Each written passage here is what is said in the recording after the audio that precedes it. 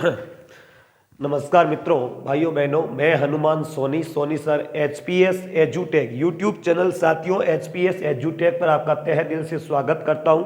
और साथियों, थोड़ा अभी आप सभी जानते हैं बिजली की थोड़ी समस्या ज़्यादा होने के कारण 2-3 दिन से क्लास थोड़ी ऑफ है, इसके लिए क्षमा प्रार्थी हूँ। ध्यान रहे साथियों, हम पढ़ रहे थे जियोग्राफी और जियोग्राफी में इंडियन जियोग्राफी में हमारा एक चैप्टर था साथियों, इंडियन क्लाइमेट, भारत की जलवायु। इस पर मैंने 2 क्लास दोस्तों आपको दी है। एक तो जलवायु से संबंधित शब्दावली जो दोस्तों बहुत ही जरूरी है जानना, और उसके अलावा हमने ऋतुओं पर डिस्कस किया और भारतीय जलवायु के बारे में समझा। आज हमारी जलवायु से रिलेटेड लास्ट क्लास होगी और बिल्कुल विस्तृत तरीके से आपकी जलवायु कंप्लीट होगी।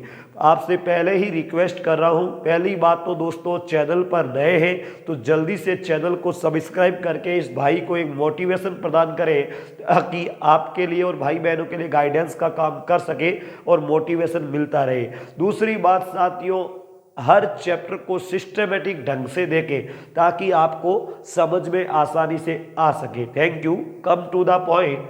आइएगा दोस्तों, अपन आज भारत की जलवायु का अगला चैप्टर देखेंगे जिसमें अपन जानेंगे दोस्तों भारत का मानसून, यानी मानसून किस प्रकार दोस्तों आता है और ध्यान रखिएगा किस प्रकार वापस लौटता है, किस क्षेत्र में सर्वाधिक बरसात होती है और ऐसा क्यों, वृष्टि छाया प्रदेश कहाँ होता है और ऐसा क्यों। उसके बाद में दोस्तों हम सामान्य रूप में व्लादिमीर कोपेन 1918 के द्वारा जो भारत के जलवायु प्रदेश बताए गए हैं उनकी मैं आपके सामने बात करूंगा। बाकी तो दोस्तों कई विद्वानों ने जलवायु प्रदेशों में बांटा गया, लेकिन कोपेन के जलवायु वर्गीकरण सर्वाधिक प्रचलित है। उसकी बात करते हुए आज इस जलवायु को खत्म करेंगे और कल से न्यू क्लास शुरू होगी। Thank you. तो देखिएगा दोस्तों, हेडिंग लगाइएगा भारत का मानसून। भारत का मानसून दोस्तों समझिएगा।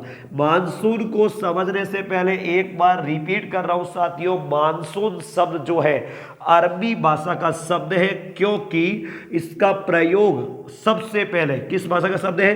अरबी भाषा का, क्योंकि इसकी जानकारी और इस शब्द का प्रयोग सबसे पहले अल मसूदी ने किया था साथियों। किसने किया? अल मसूदी ने, और जो साथियों एक अरबी यात्री था। इसलिए मानसून शब्द किस भाषा के शब्द से बना है? अरबी भाषा के मौसिम शब्द से बना है, और जिसका नामकरण अल मसूदी ने किया। साथियों, अल मसूदी को मानसून शब्द का जनक कहते हैं। सामान्य रूप में इसका अर्थ होता है ऋतुओं में परिवर्तन, ऋतु में परिवर्तन, या साथियों आप ऐसे कह सकते हो कि वायुमंडलीय दशाओं या पवनों में परिवर्तन। और यह परिवर्तन कैसे होता है दोस्तों? जलीय पवनों का स्थलीय पवनों की ओर आकर्षित हो जाना, सामान्य रूप में यही है। बाकी मैंने आपको जलवायु शब्दावली में साथियों फेरल का नियम, पवन क्या होती है, किस दिशा की ओर चलती है, सब बातें आपको बताई थी।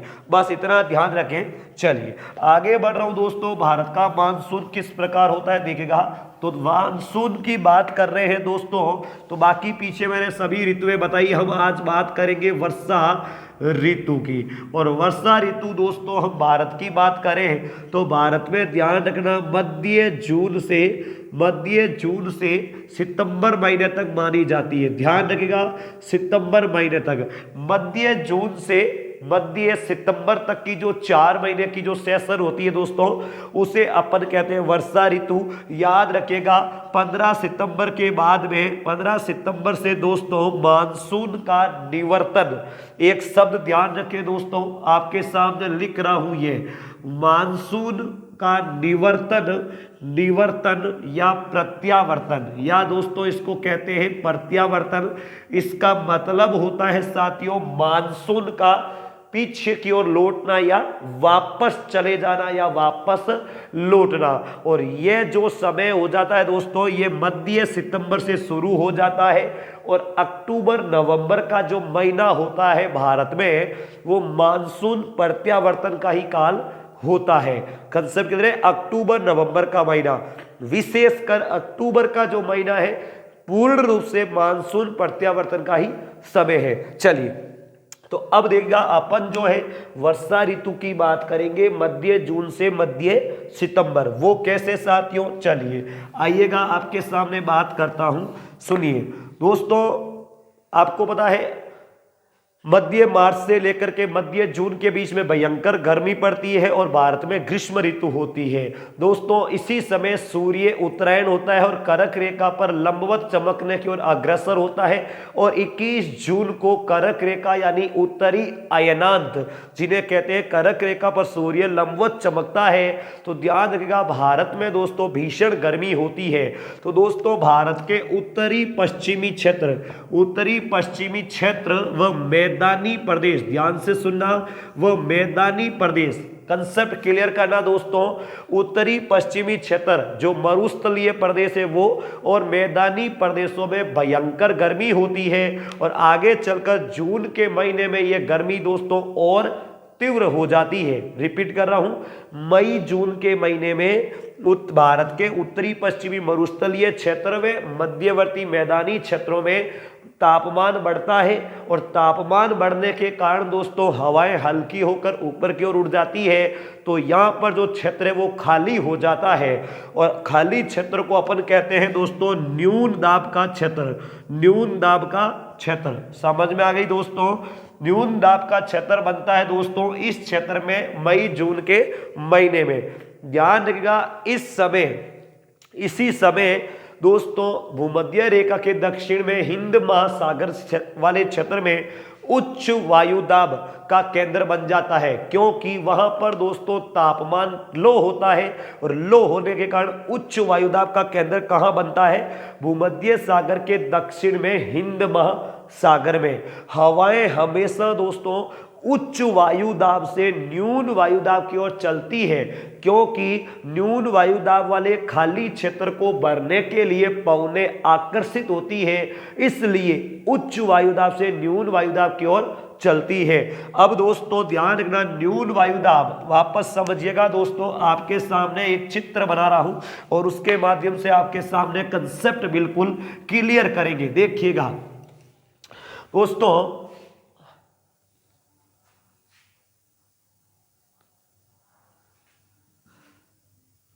इस प्रकार आप समझिएगा, इस क्षेत्र में मुख्य रूप से दोस्तों इस क्षेत्र में क्या है, इस क्षेत्र में ध्यान रखिएगा न्यून वायुदाब का केंद्र बन जाता है। न्यून वायुदाब का केंद्र बनता है दोस्तों और यह दोस्तों ध्यान रखना यहाँ पर दक्षिण में भूमध्य रेखा, शायद आपको दिखाई नहीं दे रहा हो, थोड़ा एडजस्ट करें। भूमध्य रेखा के दक्षिण में दोस्तों हिंद महासागर वाला बेल्ट है, ये ध्यान रखना, और यहाँ पर उच्च वायुदाब बनता है, उच्च वायुदाब का केंद्र बन जाता है।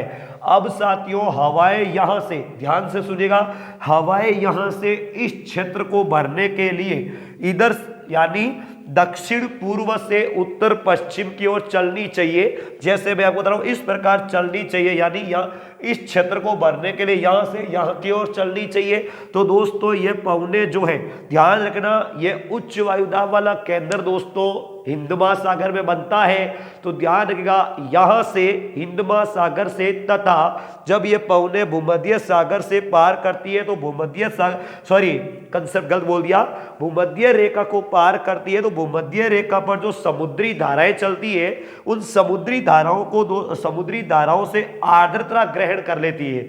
एक तो दोस्तों हिंद महासागर से, दूसरी भूमध्य रेखीय समुद्री धाराओं से आर्द्रता ग्रहण करती है। तो जलीय समीर भारी होती है, इसमें जल वाष्प यानी नमी की मात्रा होती है, ह्यूमिडिटी आर्द्रता होती है, और यह दोस्तों इस क्षेत्र को भरने के लिए इधर की ओर अग्रसर होती है। ध्यान रखिएगा इधर की ओर दोस्तों अग्रसर होती है, इस प्रकार, ये इस प्रकार दोस्तों अग्रसर होती है। कंसेप्ट क्लियर करें साथियों, इस प्रकार यानी दक्षिण पूर्व से उत्तर पश्चिम की ओर अग्रसर होती है।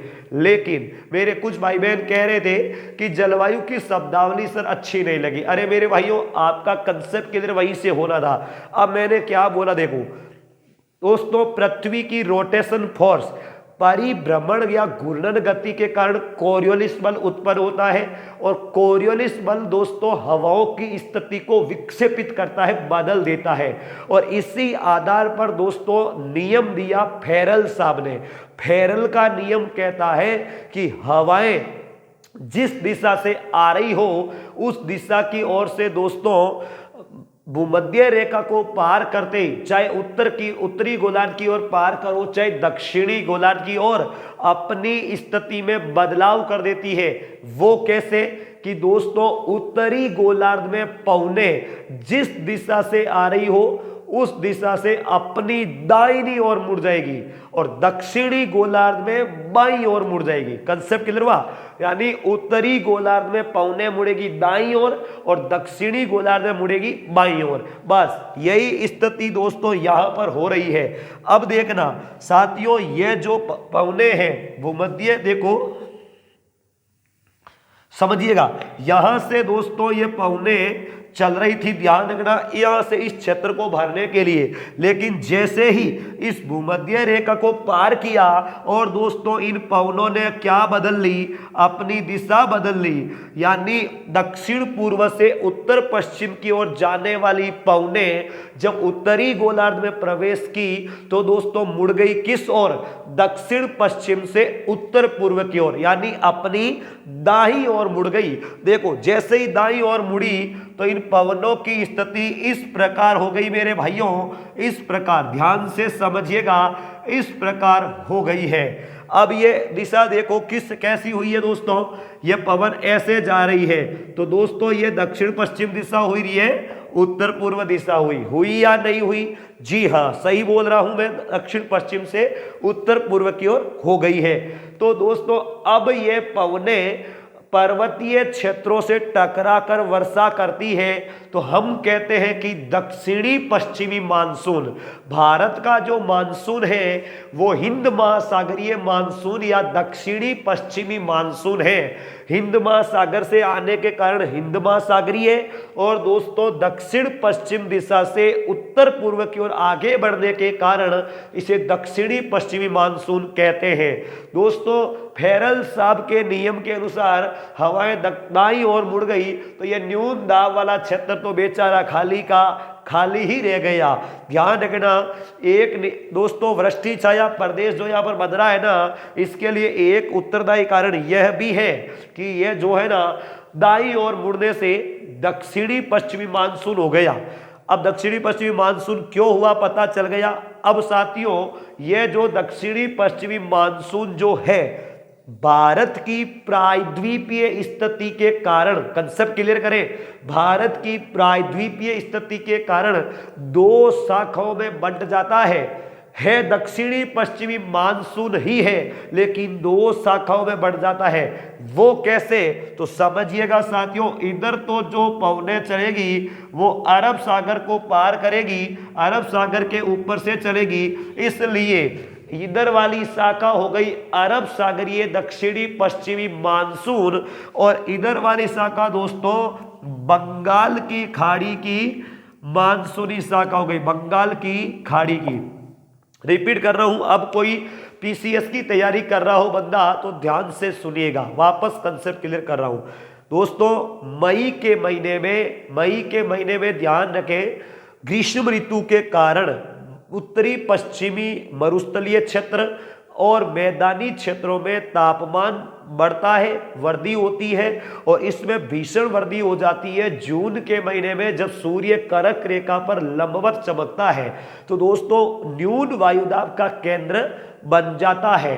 तो इस समय दोस्तों उच्च वायुदाब का केंद्र बनता है हिंद महासागर में, जिसके लिए दोस्तों एक तो उत्तरदायी कारण है जलीय क्षेत्र न्यून तापमान, दूसरा इसके लिए उत्तरदायी कारण है इस समय मैदानी क्षेत्रों में उच्च तापमान होने के कारण संवहनीय तरंगे, संवहनीय पवने ऊपर की ओर उठकर जेट स्ट्रीम का काम करती है और हिंद महासागर में जाकर नीचे उतरती है। तो दोस्तों ये जो हिंद महासागर से जो चलने वाली जलीय पवने हैं और तेज हो जाती है, सक्रिय हो जाती है और दोस्तों न्यून वायुदाब को भरने के लिए चलती है। एक तो दोस्तों ये उच्च हिंद महासागर से जलवाष्प ग्रहण कर लेती है। दूसरी, भूमध्य रेखा पर चलने वाली समुद्री धाराओं से नमी की मात्रा ग्रहण करके आगे बढ़ती है। जैसे ही भूमध्य रेखा को पार करती है तो कोरियोलिस बल और फेरल के नियम के अनुसार अपनी स्थिति में परिवर्तन कर लेती है। जिस दिशा में जा रही है उस दिशा से दाईं ओर मुड़ जाती है, तो दक्षिणी पश्चिम से उत्तर पूर्व की ओर हो जाती है। और हवाओं का नामकरण हमेशा उसी दिशा से होगा जिस दिशा से वो आ रही है। तो ये दक्षिण पश्चिम से आ रही होने के कारण दक्षिणी पश्चिमी मानसून हो गया। अब दोस्तों प्रायद्वीपीय स्थिति के कारण ये मानसून दो भागों में बंट गया, अरब सागरीय मानसून और बंगाल की खाड़ी का मानसून। Concept clear? चलिए अब दोस्तों हम तो आगे बात करेंगे, आइएगा अब अपन अलग से पढ़ेंगे अरब सागरीय मानसून और बंगाल की खाड़ी का मानसून। समझिएगा इस चीज को एक एक दोस्तों। सबसे पहले देखें दोस्तों अरब सागरीय मानसून। अरब सागरीय मानसून दोस्तों सबसे पहले ध्यान रखें दोस्तों, यहां पर जो ये पश्चिमी घाट है सह्याद्री पर्वत, यहां पर दोस्तों केरल के मालाबार तट से टकराता है।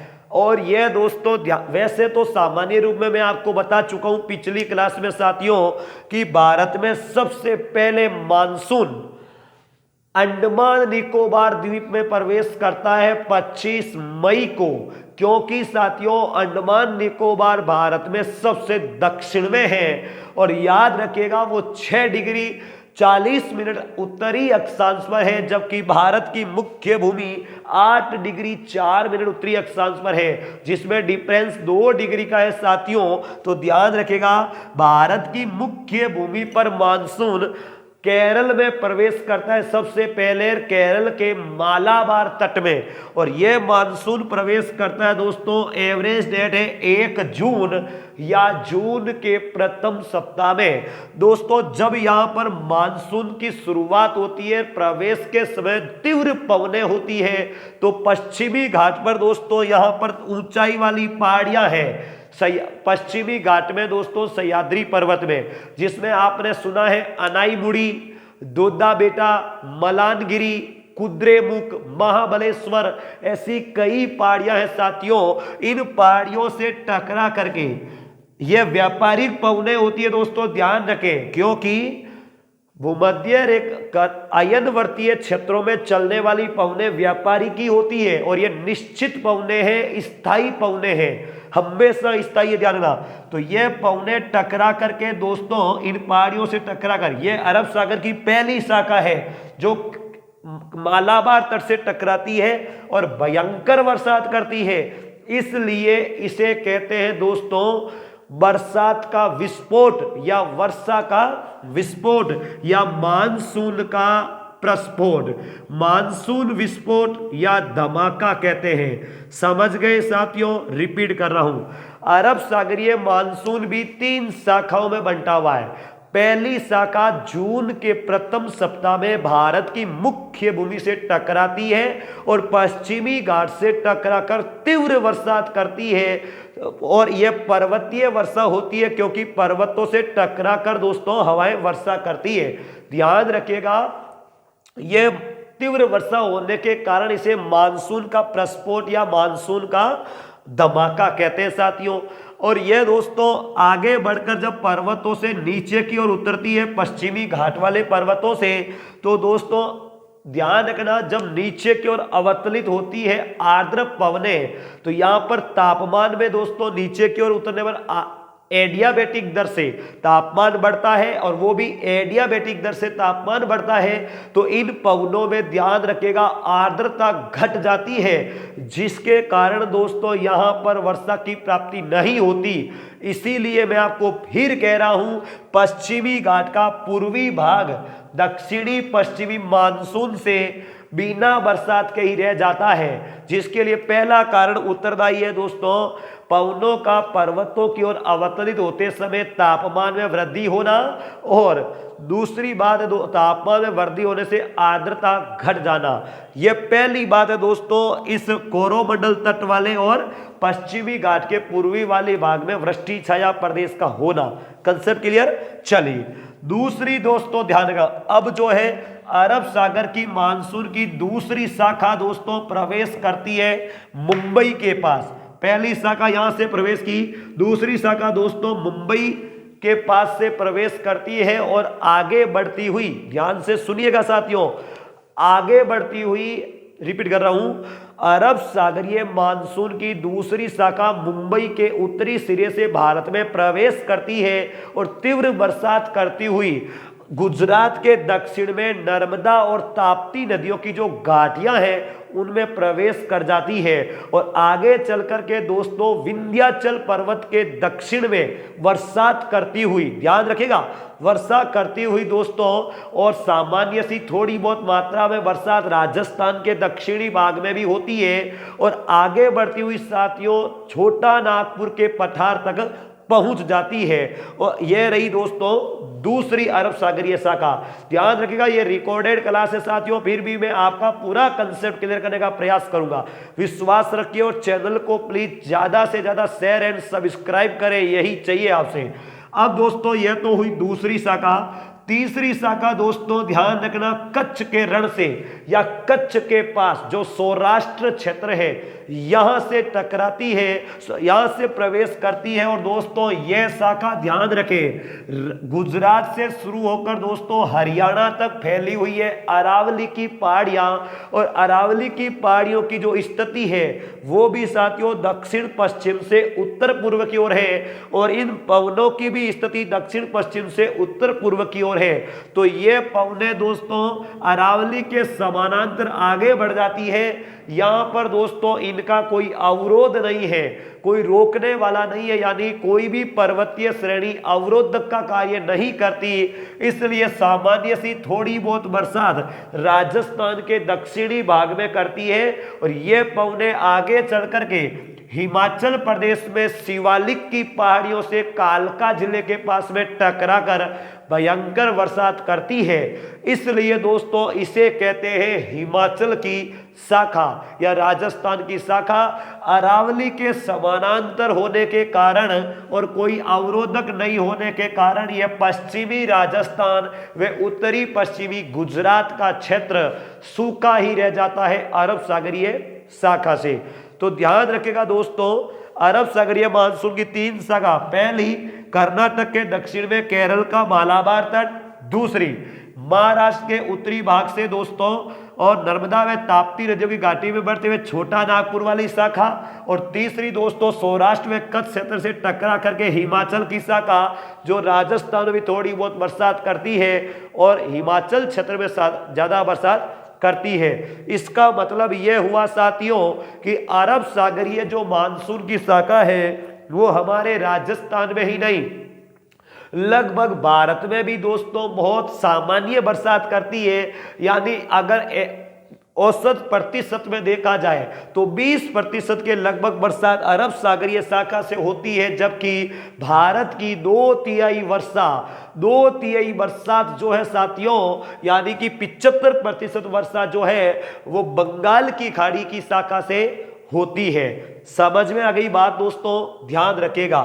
अब अपन बात करेंगे दोस्तों बंगाल की खाड़ी की शाखा, ध्यान रखिएगा, वापस आपसे आगे बढ़ रहा हूं। अब दोस्तों देखें बंगाल की खाड़ी, यही शाखा दोस्तों जो पवने हैं वो चल रही है दोस्तों बंगाल की खाड़ी की ओर। ध्यान रखिएगा जब बंगाल की खाड़ी की ओर पवने चलती है तो दोस्तों मैं आपको दो बातें बता रहा हूं। भारत के में दोस्तों 2 वृष्टि छाया क्षेत्र है। वृष्टि छाया क्षेत्र क्या होता है? सबसे पहले तो देखिए दोस्तों वो क्षेत्र जो वर्षा से रहित हो या जहां वर्षा की कम प्राप्ति हो कहीं न कहीं परिस्थितियों के कारण, तो दोस्तों उसे कहते हैं वृष्टि छाया प्रदेश या वृष्टि छाया क्षेत्र। भारत में मुख्य रूप से 2 है दोस्तों, ध्यान रखिएगा। दक्षिणी पश्चिमी मानसून जो वर्षा ऋतु में होता है, इस वर्षा ऋतु के दक्षिणी पश्चिमी मानसून से पहला तो है दोस्तों कोरोमंडल तट, कोरोमंडल का तट, और दूसरा है मरुस्थलीय क्षेत्र जो राजस्थान में है मुख्य रूप से। ये दोनों दोस्तों वृष्टि छाया प्रदेश है। कैसे? पहले अपन कोरोमंडल तट या पश्चिमी घाट के पूर्वी भाग की बात करते हैं। समझिएगा, कोरोमंडल तट दोस्तों जो है तमिलनाडु आंध्र प्रदेश का दक्षिणी वाला क्षेत्र है। यह वृष्टि छाया प्रदेश क्यों है? पहला कारण दोस्तों, यहां पर अरब सागरीय मानसूनी शाखा से वर्षा इसलिए नहीं हो पाती क्योंकि पश्चिमी घाट के दोस्तों पश्चिमी भाग में पहाड़ियों से टकराकर अरब सागरीय शाखा से भयंकर वर्षा हो जाती है। लेकिन यहाँ पर पहाड़ियां ऊंचाई पर होने के कारण जैसे ही ऊंचाई से विपरीत यानी पवन विमुख ढाल पर जब दोस्तों आर्द्र पवने नीचे की ओर उतरती है तो धरातल पर तापमान ज्यादा होने के कारण दोस्तों पवने गर्म जल्दी से होती है एडियाबैटिक दर से, इसलिए वहां पर आर्द्रता घट जाती है पवनों में, तो वर्षा नहीं हो पाती। पहला कारण। दूसरी बात दोस्तों, पश्चिमी घाट जो है वो बंगाल की खाड़ी की मानसून की जो शाखा है उसका दोस्तों समानांतर है। जिस प्रकार अरब सागरीय शाखा में अरावली पर्वत समानांतर है, इसी प्रकार बंगाल की खाड़ी शाखा में तमिलनाडु का जो पश्चिमी घाट है वो समानांतर है, अवरोध नहीं है दोस्तों, इसलिए यहां पर वर्षा नहीं होती। तो यहां पर वर्षा कब होती है साथियों? उत्तरी पूर्वी मानसून या शीतकालीन मानसून जब होता है तो ध्यान रखेगा, जब पवने शीतकालीन मानसून में उत्तर पूर्व से दक्षिण पश्चिम की ओर चलती है तो बंगाल की खाड़ी से कुछ आर्द्रता ग्रहण कर लेती है और शीतकाल में इसी पश्चिमी घाट के अवरोधक से टकरा कर वर्षा करती है। तो कोरोमंडल तट पर वर्षा शीतकाल में होती है साथियों उत्तरी पूर्वी मानसून से। Concept clear? दूसरा है दोस्तों मरुस्थलीय क्षेत्र अरावली वाला। यह वृष्टि छाया प्रदेश क्यों है? पहला कारण, अरब सागरीय मानसून की शाखा से दोस्तों अरावली पर्वत के कारण समानांतर होना। दूसरी, बंगाल की खाड़ी की शाखा जब गंगा के मैदान यानी इतने बड़े विस्तृत क्षेत्र को पार करके जब दोस्तों अरावली पर्वत को पार करके आगे बढ़ती है तो लगभग ये अपने अंदर जो ताकत होती है ना साथियों, नमी की मात्रा, उसको समाप्त कर चुकी होती है, इसलिए इसमें आर्द्रता की मात्रा घट जाती है। और तीसरी बात दोस्तों, जब यहाँ पर आती है पश्चिमी मरुस्थलीय क्षेत्र में तो अत्यधिक तापमान के कारण रही सही जो आर्द्रता होती है वो भी घट जाती है, इसलिए यह वृष्टि छाया प्रदेश है। तो भगवान की कृपा से शीतकाल में यहाँ पर भी पश्चिमी विक्षोभ के कारण महावट की वर्षा होती है शीतकाल में। कंसेप्ट किधर हो गया? यह तो ही वृष्टि छाया प्रदेश। अब दोस्तों देखें, हम बात करें बंगाल की खाड़ी की शाखा दोस्तों आगे बढ़ करके ध्यान रखेगा दोस्तों मध्यवर्ती भारत में, तथा ध्यान रखेगा दोस्तों आगे चल करके जो म्यांमार का पर्वत है यहाँ पर अराकान योमा की पहाड़ियां यहाँ से विक्षेपित होकर के दो शाखाओं में बंट जाता है। अराकान योमा पर्वत से दोस्तों एक तो मुड़ जाता है गंगा के मैदान की ओर और एक दोस्तों ब्रह्मपुत्र के मैदान की ओर शाखा चली जाती है।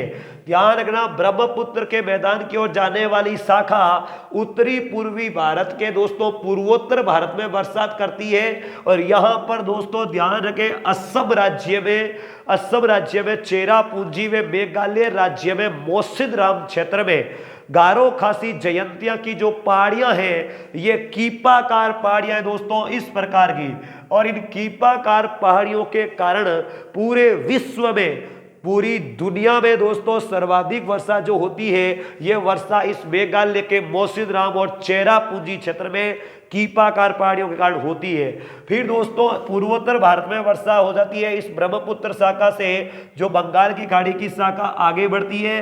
दूसरी शाखा गंगा यमुना के मैदान में दोस्तों इस और आगे बढ़ती है। और ध्यान रखिएगा, छोटा नागपुर पठार मध्य प्रदेश गंगा यमुना के मैदान में वर्षा करती हुई बंगाल की खाड़ी की शाखा से अरावली पर्वत को पार करके राजस्थान की ओर बढ़ती है, पंजाब हरियाणा तक पहुंच जाती है। इधर से सामने दोस्तों अरब सागरीय शाखा जो है वो दोस्तों पंजाब हरियाणा में हिमालय पर्वत के दक्षिणी क्षेत्र में मिल जाती है। इस प्रकार साथियों भारत में, बिल्कुल रिपीट कर रहा हूं, भारत में बंगाल की खाड़ी से सर्वाधिक वर्षा होती है। यह तो है दोस्तों भारत में वर्षा वाली बात। शीतकाल में दोस्तों उत्तरी पर्वतीय क्षेत्र व पश्चिमी राजस्थान में भूमध्य सागरीय चक्रवातों से वर्षा की प्राप्ति होती है, उसे शीतकाल में मावट कहते हैं, वो पश्चिमी विक्षोभों से होती है। दोस्तों लौटता हुआ जो मानसून है वो ध्यान रखिएगा, वापस समझिएगा, ये दोस्तों उत्तर पूर्व से दक्षिण पश्चिम की ओर चलता है।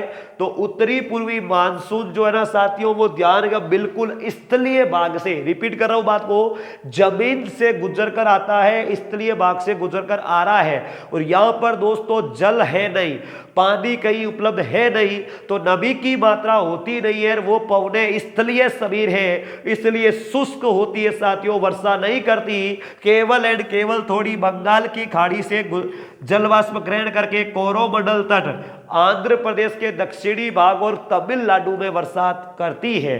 तो यह भारत में वर्षा हुई दोस्तों। अब वर्षा से रिलेटेड कुछ सवाल जो है वो मैं आपके सामने रख देता हूं, फिर अपन भारत के जलवायु प्रदेश की बात करेंगे, समझिएगा दोस्तों। सवाल नंबर 1, भारत में सबसे पहले मानसून कब आता है, कहां आता है? 25 मई को अंडमान निकोबार में आता है। सवाल नंबर 1। सवाल नंबर 2, ध्यान से सुनिएगा साथियों, मुख्य भूमि में भारत में मानसून प्रवेश कब और कहां करता है? एवरेज डेट 1 जून या जून के प्रथम सप्ताह में केरल के मालाबार तट में। भारत का मानसून कौन सा है? दक्षिणी पश्चिमी हिंद महासागरीय मानसून, जो 2 शाखाओं में बनता है, अरब सागर में बंगाल की खाड़ी। सवाल नंबर 4, भारत में सबसे बाद में मानसून कहां पहुंचता है? तो सबसे बाद में दोस्तों पश्चिमी क्षेत्र, पश्चिमी राजस्थान जैसलमेर में पहुंचता है 15 जुलाई को। मानसून काल में साथियों ध्यान रखें, मानसून काल में सर्वाधिक वर्षा जुलाई महीने में होती है और दूसरा महीना है अगस्त। ध्यान रखें, जुलाई अगस्त में सर्वाधिक वर्षा होती है। भारत में सर्वाधिक गर्म महीना जून होता है, जबकि ठंडा महीना दिसंबर माना जाता है साथियों, ध्यान रखिएगा। चलिए, यह तो हुई दोस्तों बात। सर्वाधिक दोस्तों आर्द्रता की मात्रा वाला जो महीना वो अगस्त होता है, न्यूनतम अप्रैल होता है। यह बात भी क्लियर हो जानी चाहिए।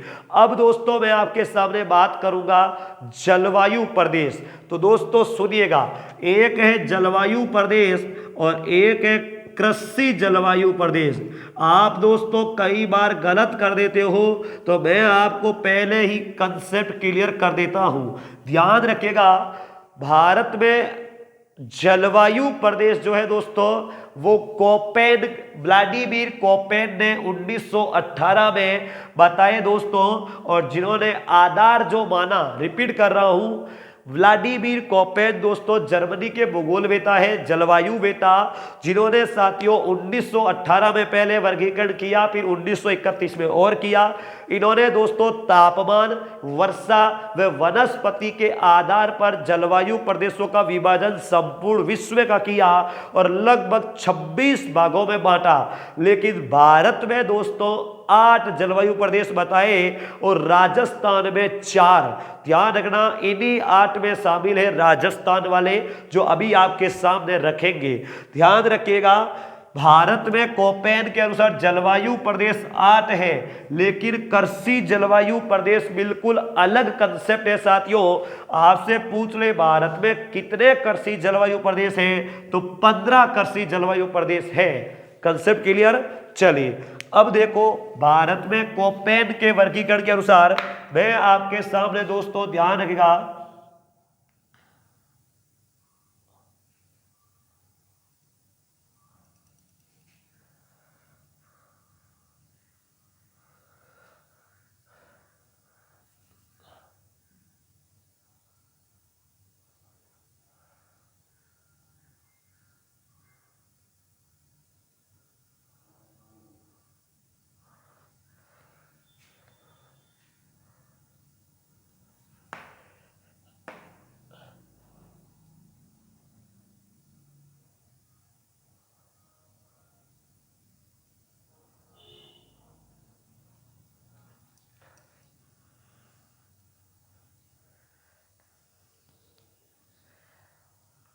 सामान्य रूप में दोस्तों आप समझने का प्रयास करें।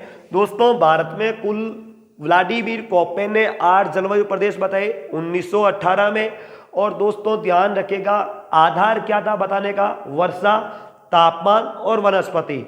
सबसे पहले दोस्तों ध्यान रखिएगा, जम्मू कश्मीर, हिमाचल प्रदेश, लद्दाख व उत्तराखंड वाला जो बेल्ट है, इसमें दोस्तों बताया ध्रुवीय जलवायु। ध्यान रखना, इसे बताया ध्रुवीय जलवायु प्रदेश या पर्वतीय जलवायु प्रदेश। और दोस्तों इसका जो नामकरण रखा वो अंग्रेजी का ई है दोस्तों, ध्यान रख लेना। कोपेन साहब ने अंग्रेजी के वर्डों से दर्शाया। पहला है ध्रुवीय जलवायु, जम्मू कश्मीर, हिमाचल प्रदेश और उत्तराखंड में ई नाम से। दूसरा दोस्तों बिल्कुल पश्चिमी राजस्थान जो है, इसको दोस्तों पश्चिमी राजस्थान में मरुस्थलीय क्षेत्र जो बिल्कुल शुष्क है, इसका नामकरण दोस्तों किया BW। ध्यान रखना ये कैपिटल है BWHW, पहले वाले दो कैपिटल है और बाद वाले दो स्मॉल लेटर है दोस्तों। इसका मतलब हुआ उष्ण कटिबंधीय शुष्क जलवायु या मरुस्थलीय जलवायु। इसका ये दूसरा है दोस्तों, कुल 8 है, आप गिनते रहना। ये दूसरा, वापस बोल रहा हूं, इसका नाम है उष्ण कटिबंधीय शुष्क जलवायु या मरुस्थलीय जलवायु, जिसमें मुख्य रूप से पश्चिमी राजस्थान वाला बेल्ट आ रहा है। उसके बाद में दोस्तों ध्यान रखिएगा, यह जो बेल्ट है ये गुजरात के ऊपर वाला भाग दोस्तों, ध्यान रखें, गुजरात के ऊपर वाला भाग, और थोड़ा सा बेल्ट दोस्तों यहां पर भी है जिसको इसने नाम दिया BSHW। BS कैपिटल है और SW स्मॉल है साथियों। यह तीसरा, इसका मतलब हुआ अर्ध शुष्क स्टेपी जलवायु प्रदेश, अर्ध शुष्क स्टेपी जलवायु प्रदेश, जिसमें दोस्तों मध्यवर्ती राजस्थान, ध्यान रखना, मध्यवर्ती राजस्थान, पंजाब का पूर्वी भाग, गुजरात का उत्तरी भाग ये शामिल है। इधर दोस्तों पश्चिमी घाट के वष्टी छाया प्रदेश वाला क्षेत्र भी इसमें शामिल है दोस्तों, ध्यान रखना। ये बेल्ट कंसेप्ट क्लियर। इधर दोस्तों ये जो सिक्किम राज्य और अरुणाचल प्रदेश वाला ये जो बेल्ट है, इसको नाम दिया दोस्तों DFC। ध्यान रखना DFC, जिसका मतलब होता है दोस्तों लघु ग्रीष्म ऋतु व दीर्घ आर्द्र ऋतु या पर्वतीय जलवायु सामान्य रूप में। यहां पर दोस्तों ग्रीष्म ऋतु बिल्कुल शुष्क होता है, छोटी होती है, क्योंकि पर्वतीय क्षेत्र है, पर्वतीय क्षेत्र होने के कारण ऊपर की ओर टेम्परेचर घटता है, तो पर्वतीय जलवायु सामान्य रूप में दोस्तों DFC। फिर साथियों ध्यान रखिएगा, यह जो मुख्य बेल्ट है यह दोस्तों पर्वतीय जलवायु वाला बेल्ट या अरुणाचल प्रदेश इसके आसपास वाला मुख्य क्षेत्र है। फिर साथियों इधर जो बताई केरल के मालाबार तट में, यह केरल के मालाबार तट में जो बताया वो है दोस्तों AMW। कितने हो गए? 1 2 3 और 4 और 5वां दोस्तों AMW।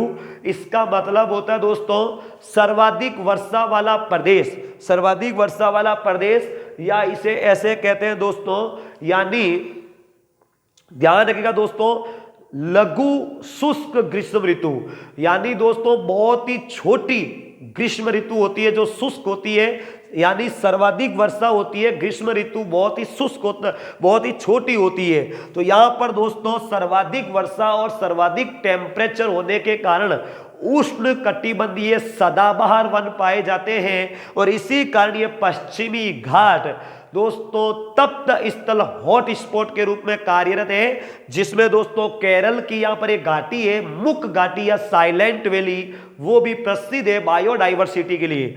इधर सामने वाला जो भाग है दोस्तों उसका नामकरण किया AS, जिसका मतलब हुआ दोस्तों शुष्क ग्रीष्म ऋतु, शुष्क ग्रीष्म ऋतु या शीतकालीन मानसून, शीतकालीन वर्षा वाला क्षेत्र। यह ध्यान रखें दोस्तों शीतकाल में वर्षा वाला क्षेत्र, इनका नामकरण किया AS। ये आंध्र प्रदेश का दक्षिणी भाग और तमिलनाडु का क्षेत्र है दोस्तों, कोरोमंडल तट कहते हैं। यह दोस्तों ध्यान रखिएगा पूरा का पूरा जो ये मध्यवर्ती भारत है दोस्तों, सॉरी प्रायद्वीपीय जो भारत है दोस्तों, बिल्कुल ये बेल्ट, इसका नामकरण किया दोस्तों AW। AW, जिसे हिंदी में कहते हैं उष्ण कटिबंधीय सवाना जलवायु। सवाना जलवायु कहते हैं दोस्तों उष्ण कटिबंधीय सवाना जलवायु वाला प्रदेश। यहाँ पर वर्षा की मात्रा अधिक होती है, पतझड़ वनस्पति पाई जाती है, मानसूनी जलवायु है दोस्तों।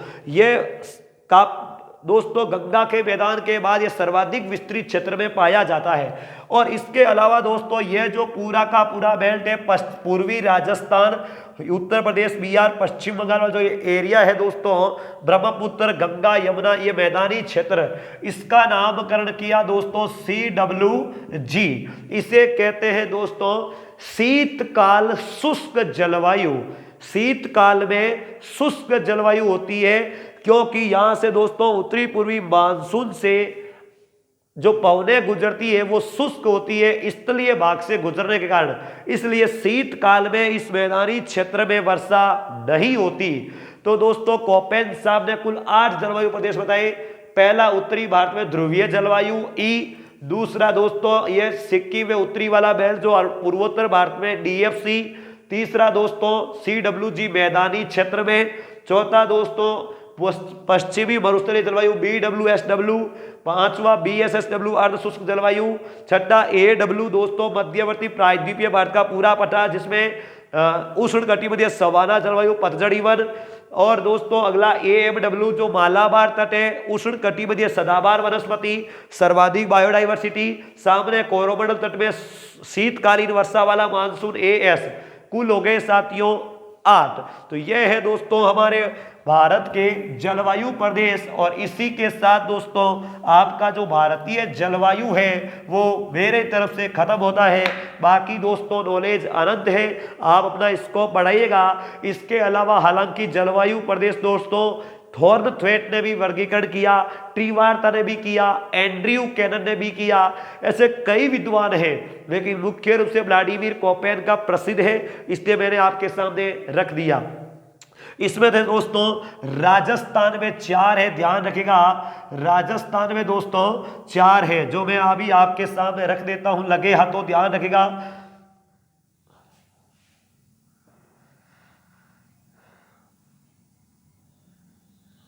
लगभग दोस्तों ये राजस्थान का जो मानचित्र है तो ध्यान रखिएगा दोस्तों, राजस्थान के इस बेल्ट में सामान्यतः दोस्तों BWHW, इधर दोस्तों जो है ध्यान रखिएगा BSHW, यहां से दोस्तों ध्यान रखिएगा यह जो मैदानी इसको छोड़ दिया जाए दोस्तों,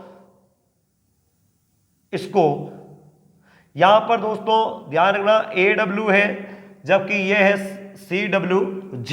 ध्यान पूर्वी मैदानी प्रदेश, यहां पर AW है, ध्यान रखिएगा। तो ये 4 जो है दोस्तों हमारे राजस्थान में जलवायु प्रदेश पाए जाते हैं। समझ में आ गई कोपेन साहब के अनुसार। इसके अलावा दोस्तों वर्षा के बारे में और आपसे कुछ पूछ लिया जाए तो भारत में 125 सेंटीमीटर औसत वर्षा, राजस्थान में 57.5 सेंटीमीटर, विश्व में 100 सेंटीमीटर। समय से पहले मानसून का आना, दोगुना, एक क्षेत्र में वर्षा एक क्षेत्र में सूखा, खंडवृष्टि, सर्वाधिक बरसात का होना, अतिवृष्टि, कम होना, अनावृष्टि। थैंक यू दोस्तों, प्लीज चैनल को ज्यादा से ज्यादा शेयर एंड सब्सक्राइब करें, यही आपसे उम्मीद है। धन्यवाद।